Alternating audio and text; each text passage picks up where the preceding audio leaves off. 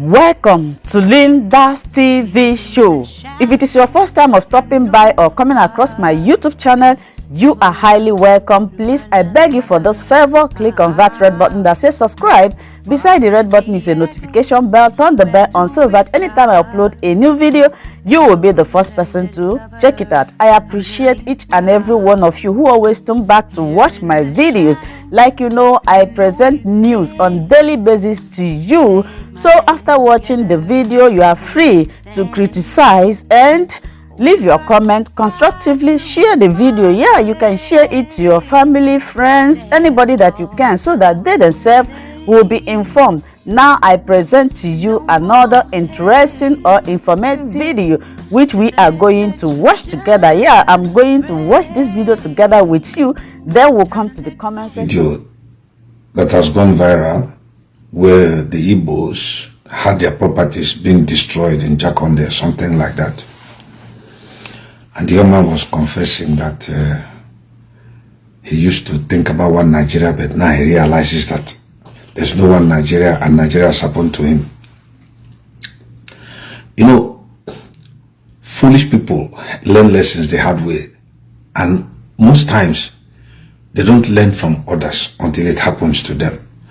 That's why that wonderful lady said, do not allow Nigeria happen to you. But before I discuss that, there's something which I want to touch on, which is very, very important. We had a conversation with Simon Ekpa, and I love the way he approached the issue. I had such things in mind too, that we should just downplay it and let it die a natural death. I'm saying respect to the interview granted to Onyendu's wife. He said we should just leave it, and I agree with him. Apart from those who are angry, there are people like us who may like to argue that thing from the intellectual side and begin to analyze her comments one by one, to begin to, you know, see the meanings of what she intended while talking, or the brains behind those questions and that meeting, so as to, you know, I don't know what they stood to gain from it, because they wouldn't gain anything from it, but we're asked to leave it. Ordinarily, I'm telling you the truth, if we have to look deeply into what she has said, then the proper definition of DOS will come into foreplay. And those analysis or examples that she gave in terms of exoparasites and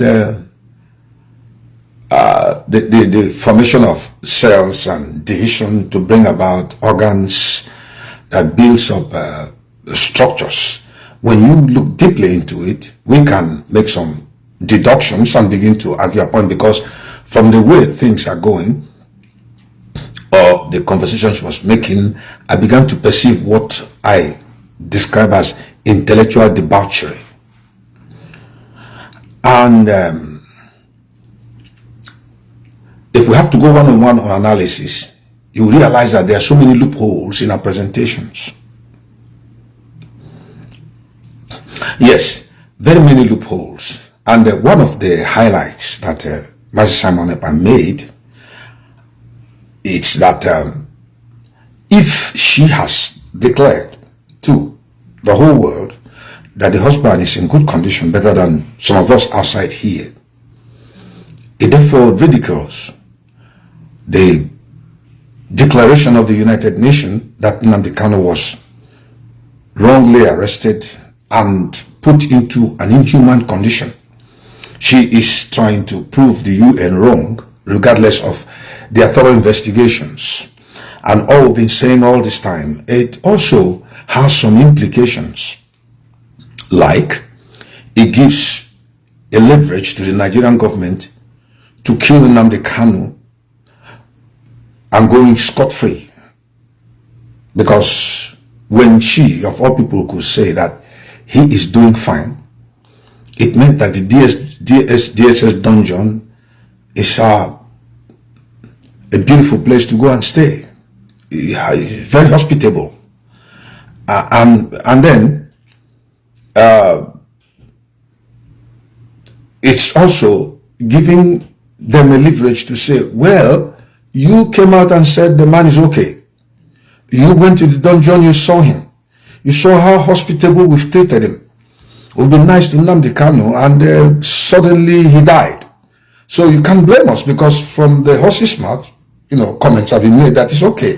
So those of you who are saying that it's not okay, you were just playing to the gallery or trying to raise dust. So you see the implications there. It has to do with the negative side that puts his life at risk, and then ridicules the UN and those of us that have spoken on his behalf, because we know that DS Dungeon is evil. And then the positive side of her comments that gives the Nigerian government a leverage to take Nnamdi Kanu out. After all, there's a confession to that respect that the man was doing fine, coming from her. And this same confession has been the confessions of those who represent Mazi Nnamdi Kanu, or who used to go there to see him and bring us information. So that's why we said we are fed up with people telling us that Nnamdi Kanu is doing good in detention. That's wrong. Because if he's doing good in detention, why are we fighting or struggling for him to come out? He should just remain there. And the next thing you hear is that he's going to be killed, or he's killed and we'll lose him. Now the Biafran issue has gone beyond a human being. It's about a nation. But in the depth of our hearts, we understand that Nnamdi Kanu is the face of the Biafran nation. And God used him, raised him up. So we are in this struggle now for basically three principal reasons, referring to three principal characters. The one above them all is God, who made Biafran people. Then secondly, he put it in the mind of Odumegwu Ojukwu to defend the Biafrans. And when that failed, because of it wasn't yet time that God programmed for the liberation, but he only raised Ojukwu for notification to the whole world, and to show the wickedness of the world against us. There was a genocide, a pogrom. Now, thirdly, the notification about Biafra working towards actualization has come from Mazi Nnamdi Kanu. And so we are in this struggle, first because of God, who made us as a people, two, he raised up Odumegwu Ojukwu, and thirdly, in this dispensation, he raised up Mazi Nnamdi Kanu. Having prepared the Biafrans all around the world to be readily available, both in terms of finance, intellectual contribution, physical appearance, and capacity to deliver at what level as it becomes necessary and expedient. And so as Nnamdi Kanu came up with this idea and brought the thing into our minds, the enemy struck. The intention was to kill the shepherd and scatter the sheep. But they did not reckon with the plan of God, that he had somebody by the side waiting, and that's Simon Ekpa. So he has successfully carried the program alive, given it life, carried it, run with it. If not because that Simon Ekpa had been involved in this issue, possibly by now the Biafran issue would have died down. We would have only looked at Nnamdi Kanu as he was once a great man that rose up for Biafra, but Nigerian government shut him up and there's nothing we can do. Well, if he dies, that's exactly. So Simon Ekpa is a true disciple of Nnamdi Kanu. You should listen to him. He doesn't have any personal agenda. His only plans is that Nnamdi Kanu be released and Biafra be actualized. And I stand behind him in respect to this. So I don't want to go delve very deeply. Kelechi of Dotland made a very brilliant analysis, and I just did not want to give him commendations on Facebook, because people don't misinterpret what I am going to say. But I commend him right now that his analysis is good. Now, the interview had, I agree, a brilliant presentation of somebody that has an articulate mind, but the end was full of intellectual debauchery, deceit, compromise against the definition and classification of the word DOS. And for your information, DOS is Nnamdi Kanu, and Nnamdi Kanu is DOS. If we have to do analysis on that, you will understand what I'm saying. So far so good. I have to let it die. I don't want to go beyond this. Biafrans, stay calm. As Simon Epa has told you, let's move. Our focus is to get Biafra. Everything you see walking around now is to take away your attention from the target. That is Nnamdi Kanu coming out and Biafra being actualized.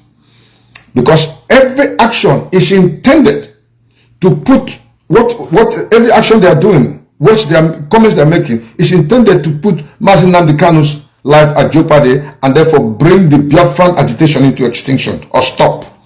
But that's not going to happen. Why? Because Nnamdi Kanu planted the seed.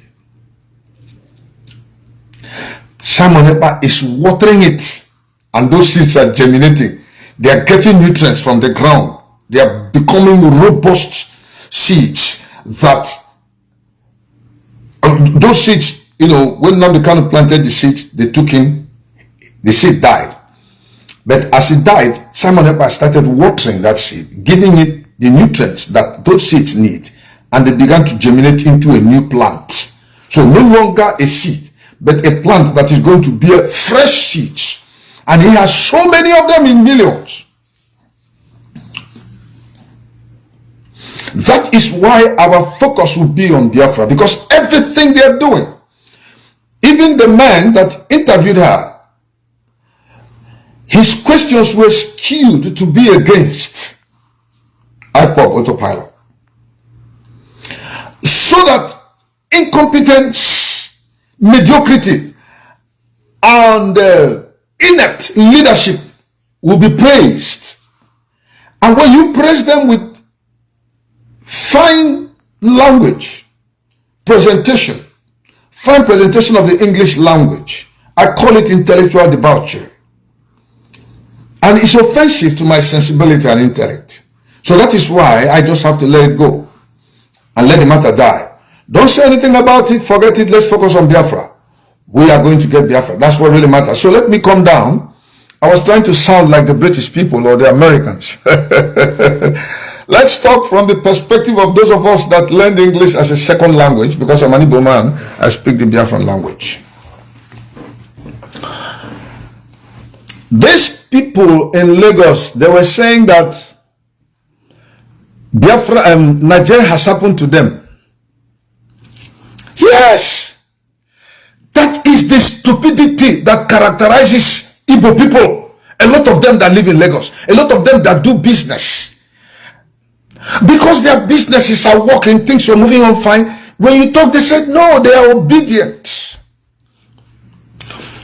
Obi is not talking about it. Peter Obi is not talking about what happened in Jakonde.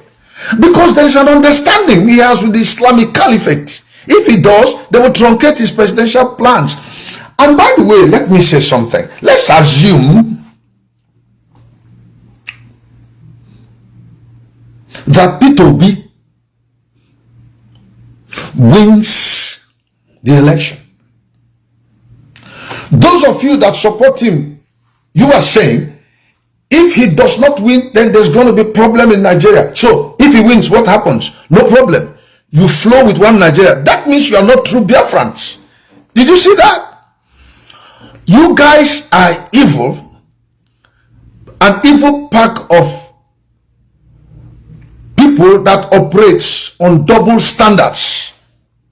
You are saying if Peter Obi wins and they allow him lead the country, then no problem. That means you still stand on one Nigeria.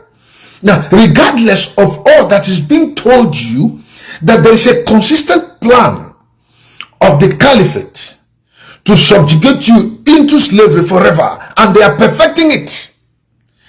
The State Department, the U.S. State Department, said something recently, which Simon Ekpa read yesterday, about students that go to school, Islamic students that go to school in Christian schools, Christian colleges, that they are allowed, that nobody should stop them from wearing the hijab in a Christian school. That means the Christian schools dress the way they dress because they're within Christian territories.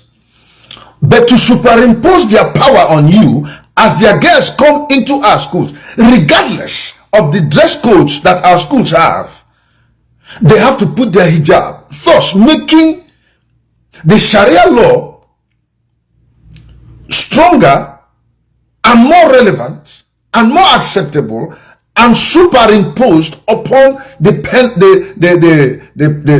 law which we operate, the Christians operate. I think the penal code or something like that, if I'm not mistaken. I'm not a lawyer. Now, if a Christian goes to the school that Muslims run or Muslim controlled areas where they practice Sharia, the Christian is bound by law to put on the hijab. So, certain people are meant to be above the law. And this, you people are so plain stupid. So stupid that the Hausa man, the Muslim man understands your stupidity based on your perceived rationality. And he realizes that all you want is presidency. You don't care about your brothers and sisters being killed. You just want a situation where somebody comes into the office and makes things good. Your business continues and you make more money. Those who died, whose blood was shed, who died in faith that this nation Biafra will come to pass, will be disappointed in the grave. They can be forgotten and left to rot. Who cares? This is how evil you people are. And God is bringing the visitation on those evils that are obedient. You have not seen anything yet. They are destroying your stores. More is coming. Why would the young man start complaining that and they're saying one Nigeria that burned it, they have burned down our stores, broken it down, told us to leave and go back to our land? Why is he complaining? Before now, he never complained. Before now, he still talked about one Nigeria. Before now, he talked about obedience. And suddenly he has said, that was the reason why I made the comment I made last week. Last week I made a comment, I said, if Obi's wife or daughters were going out somewhere and were laid by the hijackers, the Fulani men, and they take his wife and his daughter in the full glare of the whole world, rape them the whole night, and in the morning, maybe decimated them to the extent that they lose their dignity. Do you think Obi will still want to be the president of Nigeria? No, because it has affected him directly. The problem with some of our Igbo people, you say Onyagara one day or Onunube one day Abaloso. It is only by mouth. In action, you don't care. That is why they kill your brother, rape his wife and daughter, burn down his houses. As long as it did not affect your own store, business goes on as usual. You are not there to make any comment or protest that this is wrong. But I tell you, the Bible says, if one person in the body of Christ is affected, everybody's affected. It's just like this body I have. I have my hand, I have the other hand, I have my ears. Now, if you cut off this ear, the pains of cutting off this ear will affect my eyes, my nose, my mouth, this other ear, my throat, my stomach. I wouldn't eat. It can aggravate the whole of my system to have heart failure because you cut off one part of my ear. Just a little prick of the needle on your finger to take blood. You see the whole body recoils because of that sharp pain. And that is what the Bible expects us as Igbos to do in respect to our brothers. If one is killed, all of us have been killed. Therefore, those of us who are alive will have to fight in defense of the man that was killed. And that is the doctrine of Islam.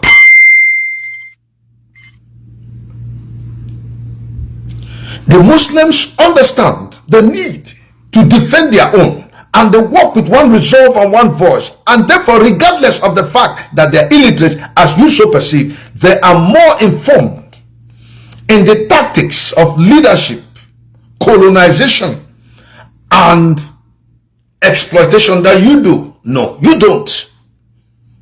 You're too concerned with making your money. Shops were burnt down in the biggest timber shed in Abuja, owned by Igbos. The next day, other Igbos whose shops were not affected went to the market to do business as usual. You already condemn yourselves before the Fulanis. And even God, who would have loved to come to your help, he said, when I thought to help Israel, iniquity was found in him. You are so wicked. And thank God it happened to that young man. With his mouth he has confessed and said, Nigeria has happened to him, to his bones. They asked you to pay 400,000 naira for a store.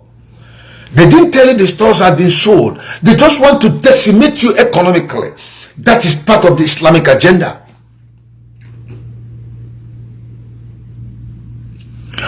Having paid 400,000, and then maybe you went and sold your land in the village and raised $1 million, put in goods to start doing business.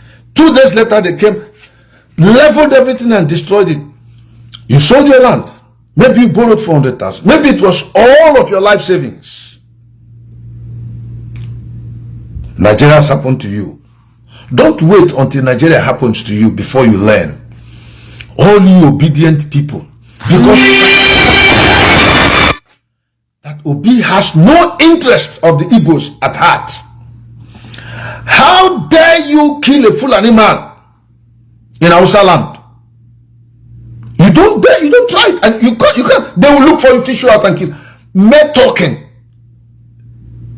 brings about a reaction that takes away somebody's life. How much more when you did the act of killing a Fulani man? They have made us to realize that they prize their lives above the life of the Igbo man. Not that they superimpose it on us. No, they realize that the Igbo man is so money conscious and stupid that for a morsel of bread he will sell his birthright. Remember, Obiano placed the value of the life of an average Anambra man at 500,000 naira. That if any Fulani man kills any Anambra man, he should pay 500,000 naira. And that money that he's going to pay, where will it go to? The government will take some. How will 500,000 naira go in replacement to the life of a human being? And the Fulani sat down and looked at Obiano and said, this man drinks a lot of hot drink. He's an idiot. But he's our candidate. He's the person we want. So let us go and kill and pay the money.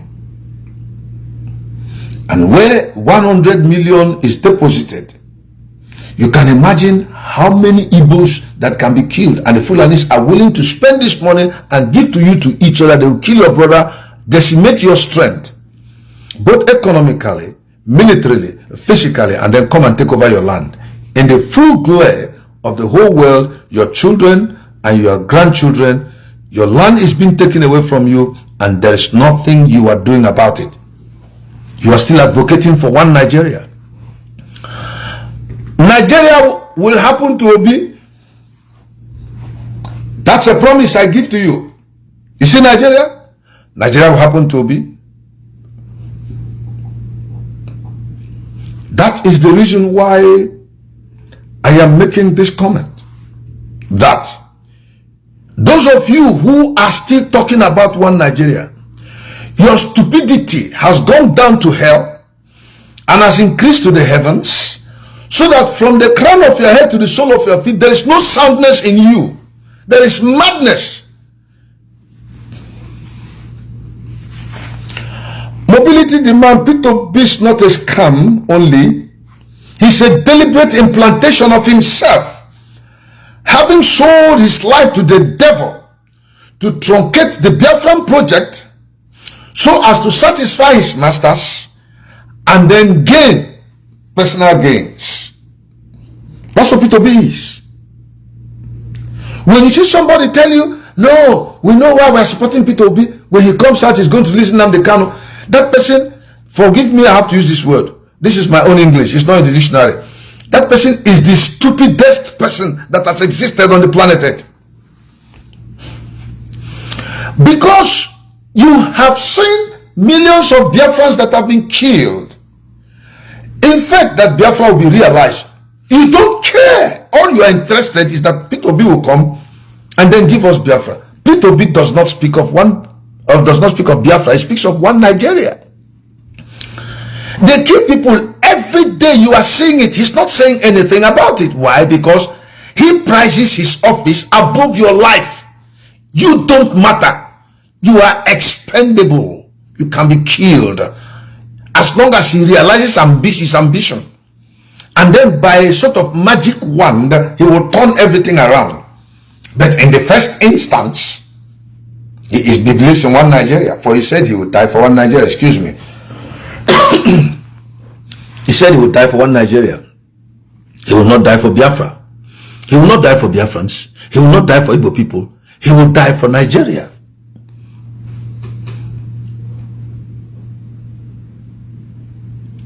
I thank God Biafra is Nigeria is happening to some Igbo people in Lagos. Not that I like it, but fools learn their lessons the hard way. By the time the young man is realizing it, he has lost money and goods. So he'll be looking around now, looking around now for help. Who can help him start life afresh? Because Nigeria has happened to him. Nigeria has happened to him. May Nigeria not happen to you. Say amen. Do not allow Nigeria to happen to you. Don't wait until it happens to you before you can learn. Why will somebody choose rather to be in bondage than to be free? Why would you sit down and think that it is better for me to stand with Obi and get one Nigeria than stand against Obi and get Biafra? And of course, Obi does not stand for the Biafran people. It's clear. He stands for the Nigerian people.